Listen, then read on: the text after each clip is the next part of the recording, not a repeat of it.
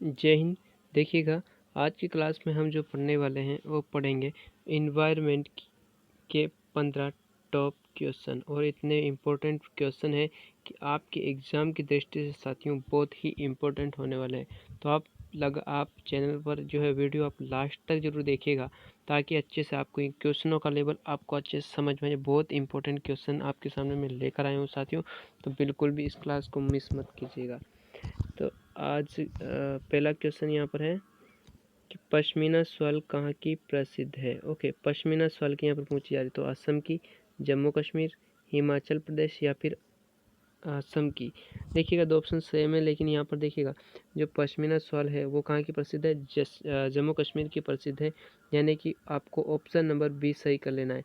ये जो जम्मू कश्मीर की जो पश्मीना जो शॉल है वो 6 स्वेटरों के बराबर है। 6 स्वेटरों के एक के लिए 6 स्वेटरों के बराबर गर्मी देती है। ये जो है ये बकरी की खाल से बनाई जाने वाली एक विशेष प्रकार की शॉल है, तो ये आपको ध्यान देना है। अगला क्वेश्चन देखिएगा कि बागवानी में आवश्यक पत्तों व टहनियों की कटाई की क्रिया क्या कहलाती है। खरपतवार, फिनिशिंग, निराई या फिर डिस्टिंग। तो देखिएगा, बागवानी में जो आवश्यक टहनियों की कटाई है वो क्या कहलाती है, डिस्टिंग कहलाती है साथियों। तो ऑप्शन नंबर आपको डी सही कर लेना है। अगला क्वेश्चन देखिएगा कि झाकड़ समाज के कुल देवता कौन है। झाकड़ समाज के पूछे तेजा जी, गोगा जी, वीर फत्ता जी या फिर वीर बिग्गा जी। ठीक है, तो यहाँ पर देखिएगा झाकड़ समाज के जो कुल देवता है साथियों वो है वीर बिग्गा जी। वीर बिग्गा जी जो है इनका संपूर्ण जो जीवन है, संपूर्ण जीवन की अगर हम बात करें तो संपूर्ण जीवन गौ सेवा में इनका बीता है। गौ सेवा में इनका संपूर्ण जीवन जो है वो बीता है। जन्म जो हुआ था इनका बीकानेर के अंतर्गत हुआ था। बीकानेर के अंदर इनका क्या हुआ था, जन्म हुआ था। इस क्वेश्चन का ऑप्शन डी आपको एकदम करेक्ट करना है। बहुत इंपॉर्टेंट क्वेश्चन है। चलेगा, क्वेश्चन नंबर 4 देखिए साथियों की पैनल परिचर्चा का सोपान है। योजना बनाना, क्रियान्वयन करना, मूल्यांकन करना या उपरोक्त सभी। तो पैनल परिचर्चा के कितने सोपान है साथियों, 3 सोपान है। तो यहाँ पर देखिएगा, पहला है योजना बनाई जाती है, क्रियान्वयन और मूल्यांकन। यानी कि आपको ऑप्शन नंबर जो डी है वो करेक्ट कर लेना है। अगला क्वेश्चन देखिएगा, सिलाई मशीन के बिना किस टाँके से सिलाई की जा सकती है। कच्चा टाँका, पक्का टाँका, बखिया टाँका या फिर उपरोक्त सभी से। तो सिलाई मशीन के बिना साथियों यहाँ पर है बखिया टाँका, यानी कि आपको ऑप्शन नंबर जो सी है वो राइट करना है। अगला क्वेश्चन देखिएगा, भारतीय सब्जी अनुसंधान संस्थान कहाँ पर स्थित है। तो ऑप्शन पहला देखिएगा, वाराणसी, लखनऊ, महाराष्ट्र या फिर असम। तो भारतीय सब्जी अनुसंधान संस्थान जो है ये जो है ये कहाँ पर पड़ती है साथियों, वाराणसी के अंतर्गत आती है। इसकी स्थापना की अगर हम बात करें तो 1992 में इसकी स्थापना हुई थी। इसका सही जो आंसर है इसका ऑप्शन नंबर पहला राइट है। अगला क्वेश्चन देखिएगा कि शरीर की रसायनशाला किसे कहा जाता है। पीनियल ग्रंथि को, यकृत को, आमाशय ग्रंथि को या एड्रिनल ग्रंथि को। तो देखिएगा, रसायनशाला की बात हो रही है तो ये कहा जाता है यकृत ग्रंथि को। आपका ऑप्शन नंबर बी राइट होगा। अगला क्वेश्चन देखिएगा, क्वेश्चन नंबर 8 है साथियों कि शरीर की जैविक घड़ी किसे कहा जाता है। यकृत को, पीनियल ग्रंथि को, एड्रिनल ग्रंथि को या इनमें से कोई नहीं। तो यहाँ पर हम बात करेंगे पीनियल ग्रंथि को क्या कहा जाता है, शरीर की जैविक घड़ी कहा जाता है। यानी कि आपका ऑप्शन नंबर जो बी है वो एकदम राइट है। अगला क्वेश्चन देखिएगा कि हस्तकला का सबसे बड़ा केंद्र कहाँ पर स्थित है। जयपुर में, उदयपुर में, बोरानाड़ा या फिर जोधपुर में। तो देखिएगा, हस्तकला का यहाँ पर सबसे बड़ा केंद्र की बात पूछी जा रही है, तो यहाँ पर आपका होगा बोरानाड़ा। ये बोरानाड़ा कहाँ पर पड़ता है साथियों, जोधपुर के अंतर्गत पड़ता है। यानी कि जोधपुर में ही ये आता है। आपका ऑप्शन नंबर सी राइट है। अगला क्वेश्चन देखिएगा, क्वेश्चन नंबर 10 है साथियों कि हस्तकला की आत्मा किसे कहा जाता है। हस्तकला की आत्मा की बात हो रही है मीनाकारी को, थेवा कला को, ब्लू पोट्री को या पिछवाई कला को। तो हस्तकला की आत्मा की अगर हम बात करें तो हस्तकला की जो आत्मा कहलाती है सिरमौर कहलाती है। वो कहलाती है हृदय के दो, सिरमौर के दो, कुछ भी कह दो, तो वो आपका ऑप्शन नंबर जो है पहला सही, यानी कि मीनाकारी आपका राइट आंसर है।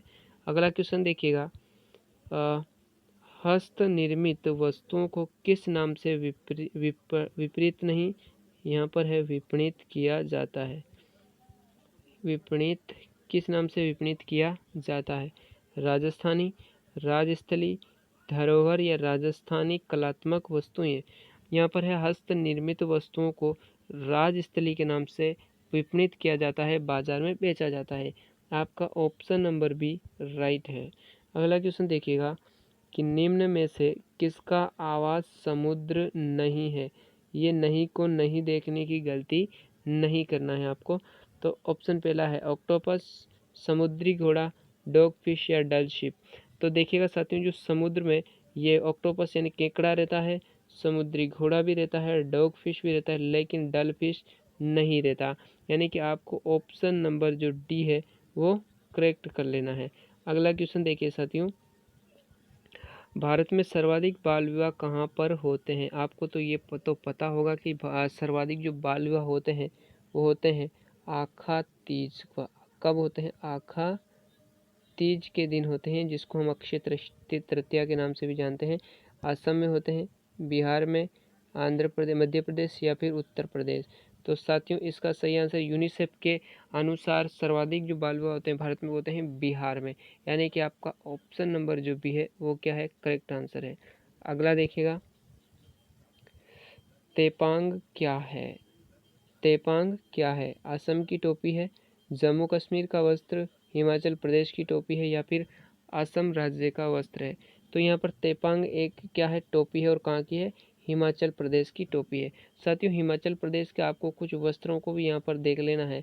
हिमाचल प्रदेश के कुछ वस्त्र भी है, जैसे मैं आपको बता देता हूँ थोड़े बहुत, जो कि आपको याद रखना है। एक तो आता है कीरा, होजुक, राहिंदे, एक आता है लोंचारी, कीरा, होजुक, राइंदे, लोंचारी। उसके बाद मैं बात करता हूँ, यह है टोपी तेपांग। उसके बाद गधांग, जो कमर पर पहना जाता है, तेपांग, गधांग। एक आता है सुथान, और एक आता है साथियों रिगोया। ये 8 जो वस्त्र है ये कहाँ के हैं? हिमाचल प्रदेश के प्रसिद्ध हैं। ये जो 4 वस्त्र है ये पुरुषों के वस्त्र है, और ये कीरा, हुजुक, राइंदे और लोंचारी ये किसके वस्त्र है? महिलाओं के वस्त्र है। तो आपको ये भी आपको ध्यान में रखना है। अगला क्वेश्चन देखिएगा कि जंगली अरंड किसे कहा जाता है? बहुत इंपॉर्टेंट क्वेश्चन है। पलाश को कहते हैं, गुलर को कहते हैं, या रतनजोत को, या फिर यूकेलिप्टस। यूकेलिप्टस नहीं, यहाँ पर है, यहाँ पर क्या आ जाएगा? यूकेलिप्टस है ना, यूकेलिप्टस को।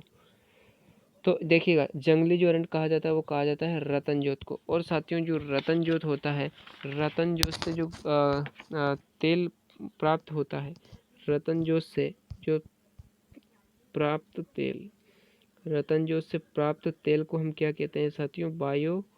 बायोडीजल। क्या कहते हैं? बायोडीजल कहते हैं। रतनजोत से प्राप्त तेल को हम क्या कहते हैं साथियों? बायोडीजल कहते हैं। तो ये आज की क्लास यहीं पर हम समाप्त करते हैं। आज की क्लास आपको कैसी लगी मुझे कमेंट बॉक्स में ज़रूर बता के जाना, और मिलते हैं हम नेक्स्ट सेशन में। आज के लिए इतना ही। जय हिंद।